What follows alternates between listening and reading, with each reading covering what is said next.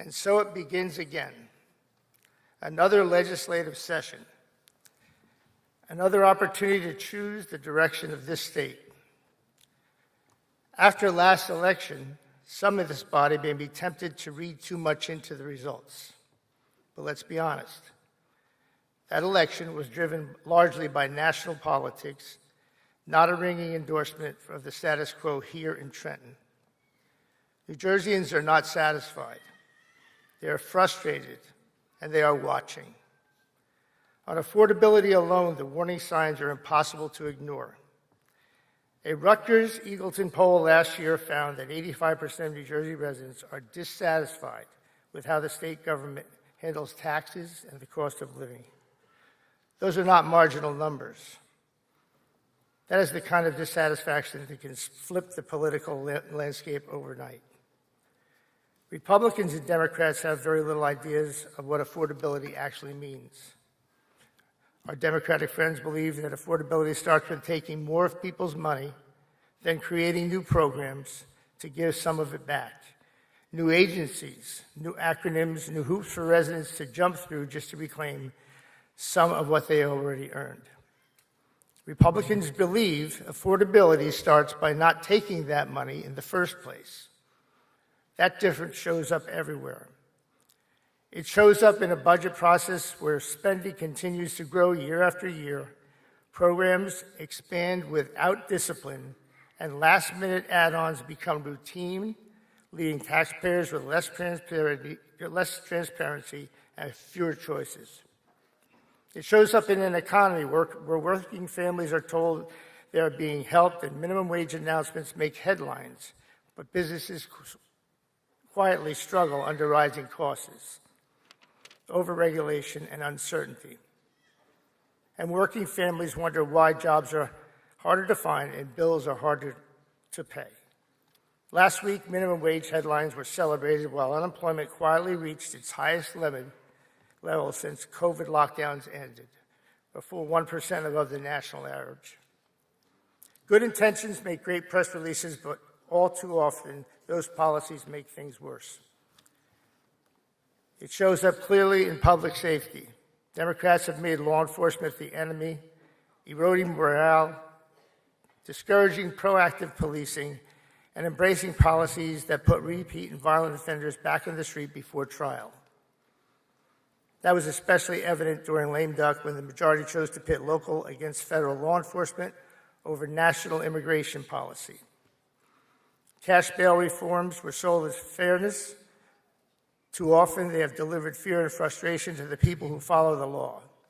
And when crime data is delayed or incomplete, the public is left in the dark.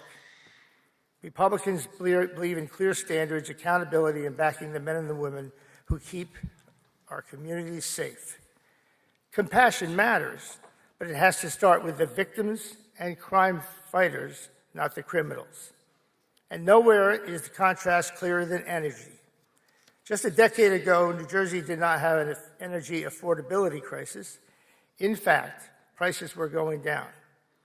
And today, families are staring at crushing utility bills and warnings of shortages and supply problems. That crisis did not happen by chance.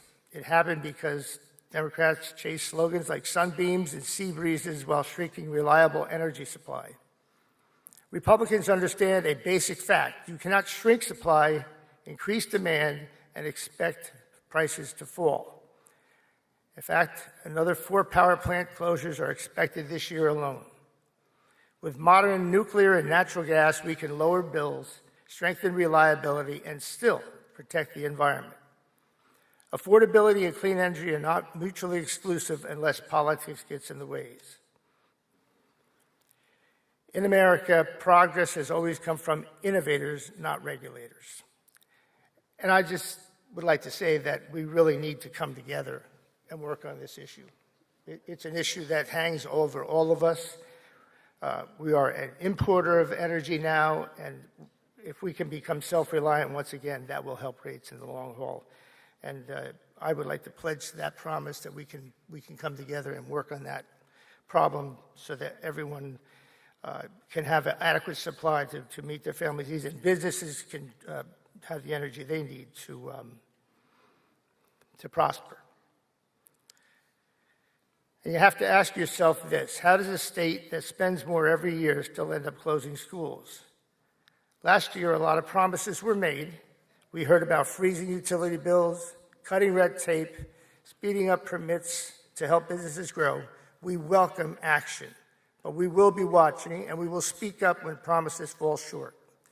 That is our responsibility in the minority. But we're not here to simply oppose.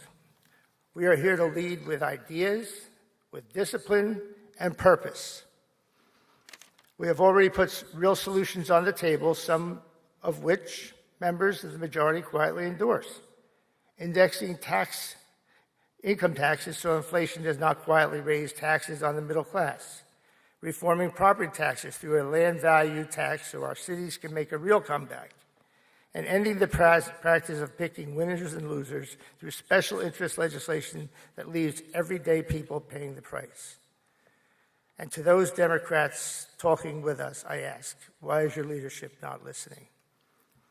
This minority caucus may be smaller in number, but it is more unified and more focused than it has been in decades. We know who we are, we know who we stand for, and we know why we are here. We will work with the majority when it makes sense for New Jersey, and we will fight clearly, loudly, and unapologetically when you are wrong.